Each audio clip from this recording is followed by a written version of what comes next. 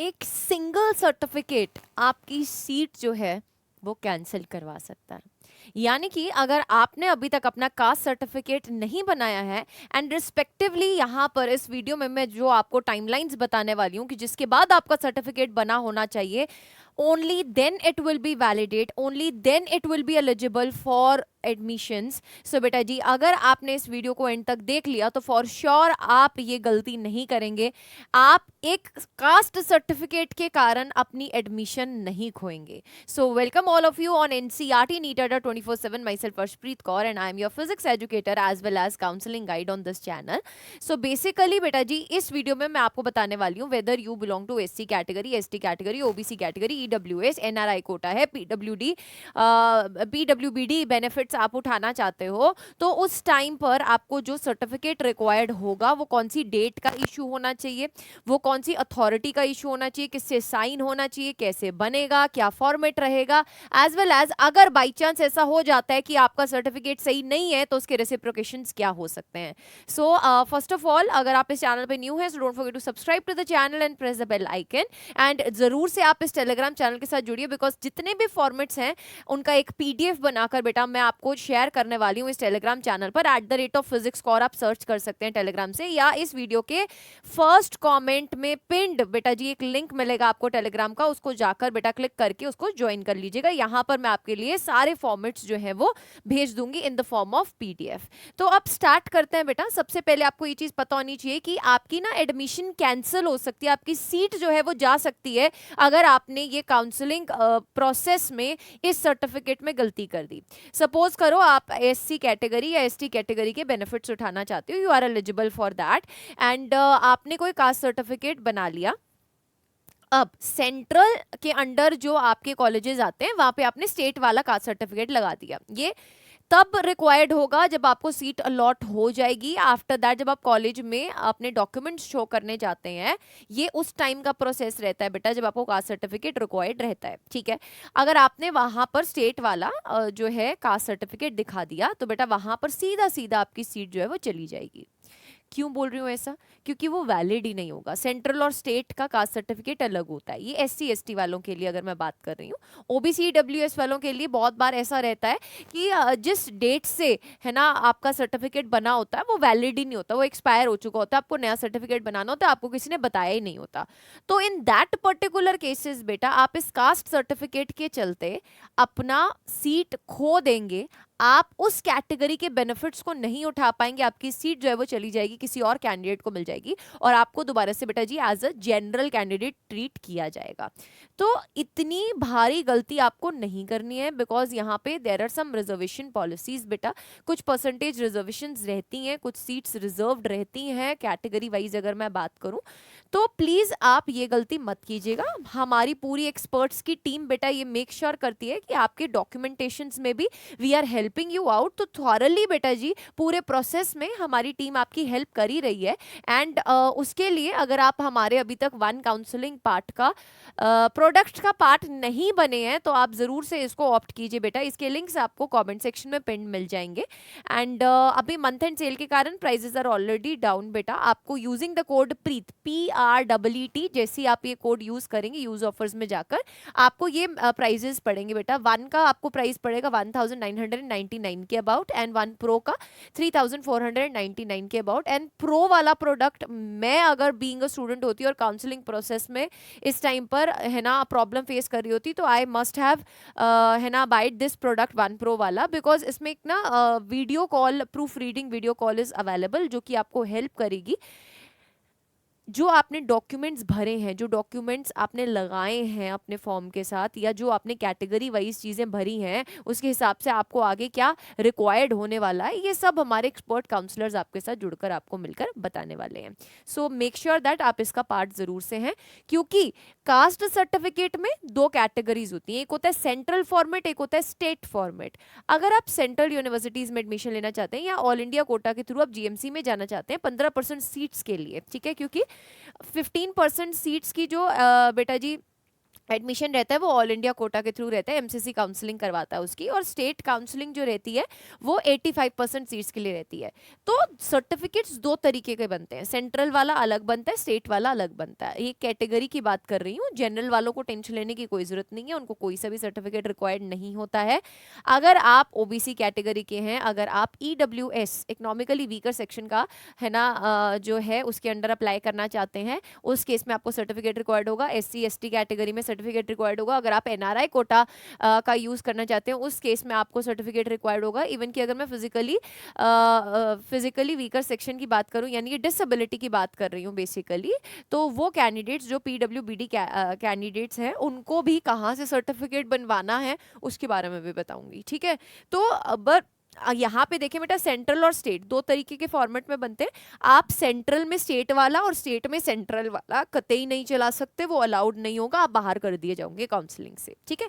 तो I hope आपको इतना समझ में आ गया कि दो अलग अलग फॉर्मेट्स होते हैं। सेंट्रल वाले में सेंट्रल की पॉलिसीज है ना मेंशनड होती है, स्टेट वाले में स्टेट की पॉलिसीज मेंशन होती है। इवन की स्टेट का भी एज सच कोई इंडिविजुअल फॉर्मेट नहीं है बेटा, इसमें भी आपको स्टेट टू स्टेट ये वेरी करता है ना। बट सेंट्रल वाला अगर मैं बात करूं तो ये ऑल इंडिया काउंसलिंग के अंडर जो फॉर्मेट रहता है, परफॉर्मेंस जो रहता है, वो मैं आपके साथ शेयर करूंगी, अभी आपको दिखाऊंगी भी। और आपको टेलीग्राम ग्रुप में जो मैंने आपको मेंशन किया है ये वाला, आप इसको जरूर से ज्वाइन कर लीजिएगा, यहाँ पर आपको सारे फॉर्मेट्स मिल भी जाएंगे, ठीक है। अभी पहले हम आपको कुछ वैलिडिटीज बता देते हैं। पहले तो अगर मैं रिजर्वेशन की बात करूं तो SC 15%, ST 7.5%, NEET reservation for OBC NCL non creamy layer की बात करें 27%, जनरल ईडब्ल्यूएस में बेटा जी 10% एंड पीडब्ल्यूबीडी में 5% जो रहता है आपका अवेलेबिलिटी क्राइटेरिया, ये रहता है आपका ऑल इंडिया कोटा के अंदर। अब वैलिडिटी टाइमलाइंस की अगर हम बात करें तो बहुत ध्यान से सुनना, वेरी इंपॉर्टेंट बेटा जी। अगर हम SC ST की बात कर रहे हैं, अगर आप शेड्यूल कास्ट या शेड्यूल ट्राइब में आते हैं, तो उस केस में आपका जो सर्टिफिकेट रहता है वो लाइफ टाइम में एक बार बनता है ना।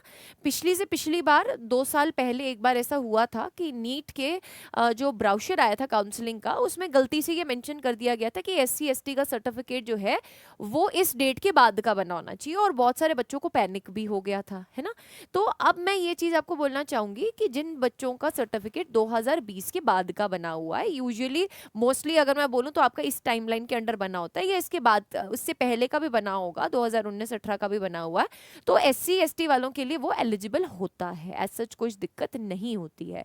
बट अगर नया बना हो, रिसेंट बना हो, तो आपके लिए बेनिफिशियल ही रहेगा, कोई प्रोसेस में आपकी कोई भी दिक्कत नहीं आएगी। बट वहीं पर अगर OBC एंड EWS वालों के लिए बात करें ना बेटा, तो इनकी टाइमलाइंस ध्यान से सुनिएगा। अब स्टेट और सेंटर दो चीजें हैं आपके पास, ठीक है। स्टेट कहता है कि जब भी आपको OBC या EWS के बेनिफिट्स लेने हैं, तो उस पर्टिकुलर साल जिसमें आप एडमिशन ले रहे हो, उसके 1 अप्रैल के या उसके बाद का आपके पास सर्टिफिकेट होना चाहिए, उससे पहले का नहीं हो सकता। यानी कि अगर मैं बात करूं, आपने फरवरी में सर्टिफिकेट बनवा रखा है OBC कैटेगरी का या EWS कैटेगरी का, तो दिक्कत हो जाएगी, ठीक है, वो वैलिडेट नहीं होगा। स्टेट काउंसलिंग में तो बिल्कुल आपको नया फ्रेश ही चाहिए होता है, हर साल नया बनता है बच्चे का, ठीक है। अगर मैं बात कर रही हूँ IPU यूनिवर्सिटी की, इंद्रप्रस्थ यूनिवर्सिटी की, तो बेसिकली ना बेटा, इसका जो भी ब्राउशर रिलीज हुआ है, इसमें एक चीज मेंशन की गई है कि स्टेट काउंसलिंग के अंडर तो OBC का जो है वो 1 अप्रैल 2025 के बाद का बना हुआ होना चाहिए। बट अगर सेंट्रल के थ्रू यहाँ पर इसके अंडर जो कॉलेजेस आते हैं, वो सेंट्रल के थ्रू अगर वहां पर एडमिशन होती है, कुछ पर्टिकुलर कॉलेजेस है देयर, वहां पे सर्टिफिकेट 1 अप्रैल 2024 के बाद का भी है तो चलेगा। बट मैं ये रेकमेंड करूंगी, आप हर एक यूनिवर्सिटी, हर एक कॉलेज में अलग अलग थोड़ी ना सर्टिफिकेट्स देंगे बेटा। अगर आप OBC या EWS कैटेगरी का बेनिफिट लेना चाहते हैं, तो उस केस में आपका जो सर्टिफिकेट रहेगा वो 1 अप्रैल का, यानी कि ऑन या आफ्टर 1 अप्रैल 2025 का बना होना चाहिए। तो अब जिसने ये नहीं बनवा रखा है अभी तक, सो प्लीज बनवा लो, क्योंकि अगर ये नहीं बना होगा, आपने इस कैटेगरी के अंदर आपको एडमिशन मिल गया, आप वहां पे गए, आपके जो सर्टिफिकेट्स हैं वो सही नहीं है, वो आपका एडमिशन रिजेक्ट कर देंगे और आपको जनरल कैटेगरी में फेंक देंगे दोबारा से, और वहां से बेटा जी आपको फिर से जूझना पड़ेगा नई सीट लेने के लिए। So please make sure that कि आप इसमें कोई गलती नहीं करें, इसमें कोई डिले नहीं कर रहे हैं बेटा, ये आप टाइमली जो है वो बनवा रहे हैं, ठीक है। और इसमें भी अगर मैं बोलूँ स्टेट वाइज भी अगर हम बात करें या सेंटर का भी अगर हम बात करें, तो there is a particular format जो आपको फॉलो करना पड़ता है। अब सेंटर का तो मैं फॉर्मेट बता रही हूँ, स्टेट में ना हर स्टेट टू स्टेट ये वेरी करता है। तो जो भी आपके स्टेट का फॉर्मेट है, आपने कोई सर्टिफिकेट बनाया हुआ है, अगर आप हमारी काउंसलिंग टीम के साथ जुड़े हुए हैं, हमारे काउंसलर्स के साथ जुड़े हुए हैं, तो आप उनको अगर अपना सर्टिफिकेट जो है वो शेयर करेंगे, they will give you the feedback कि इसमें कुछ चेंजेस रिक्वायर्ड है या नहीं रिक्वायर्ड है। So that is why I am saying that कि two things are very much mandatory for all of you, जो भी बच्चे काउंसलिंग में इस बार पार्टिसिपेट कर रहे हैं। One is to join this Telegram group, this is very much mandatory for you बेटा जी।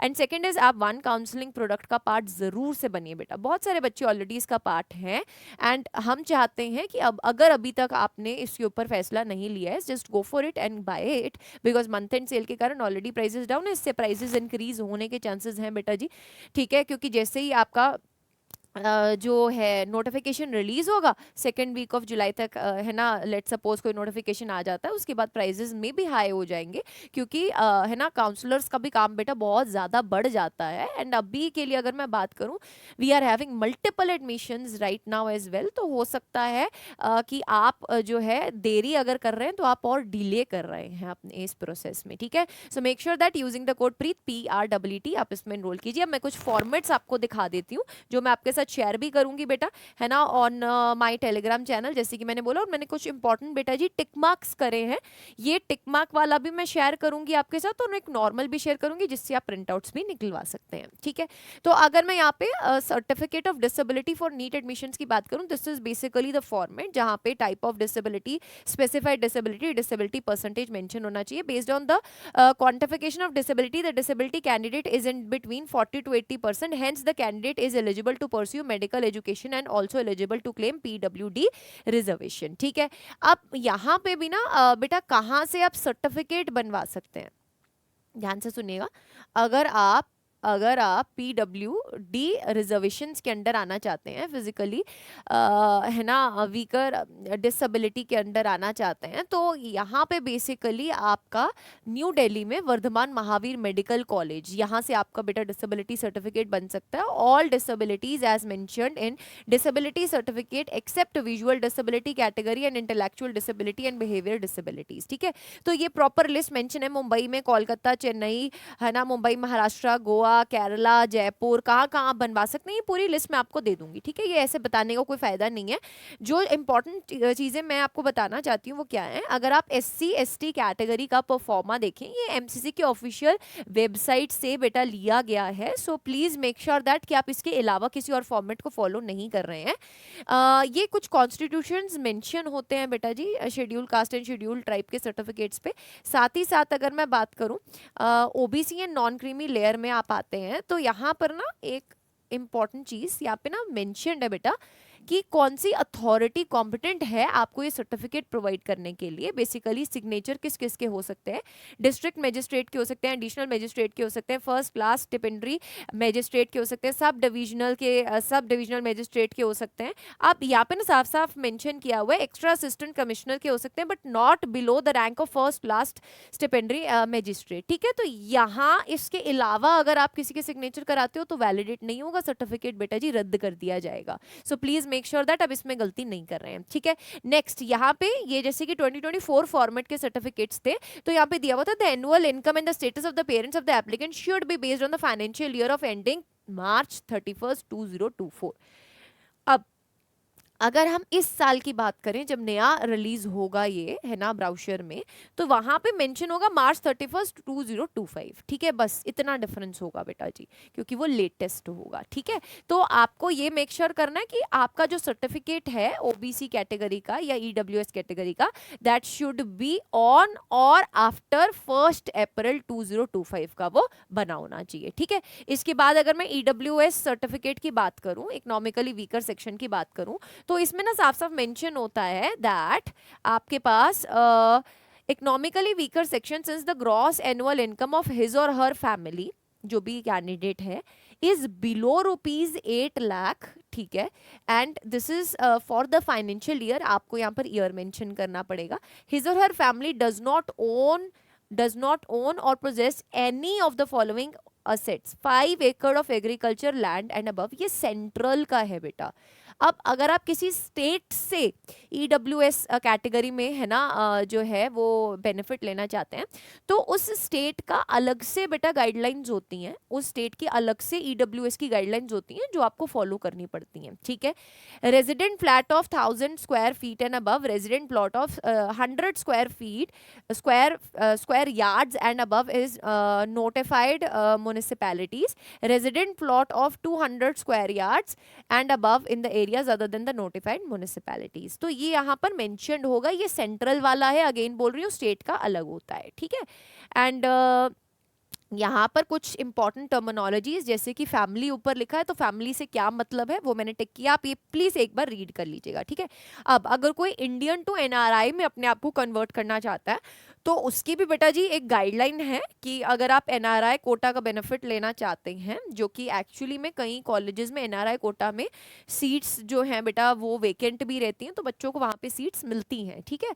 सो यहाँ पे ना ये एक डिक्लेरेशन भरवाते हैं इनसे that I am well aware of the fact that once my category is converted from Indian to NRI in the round of the counselling of the NEET UG. अब जैसे यहाँ पे 2023 लिखा हुआ है, यहाँ पर आपके एनआरआई कोटा का बेनिफिट अगर आप लेना चाहते हो तो वहाँ पे 2025 लिखा होगा, ठीक है। So I will be treated as NRI for the remaining rounds as well. Also, I know that it is my category. It is if my category is converted from Indian to NRI, I will not be available for any benefit under Muslim minority quota, Jain minority quota, SC, ST, OBC, EWS और any other quota.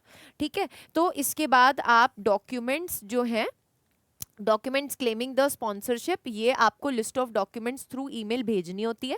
Relationship of NRI के आपके साथ क्या रिश्ता है, affidavit from the sponsorship, embassy certificate भेजना होता है और नीट स्कोर कार्ड भेजना होता है, ठीक है।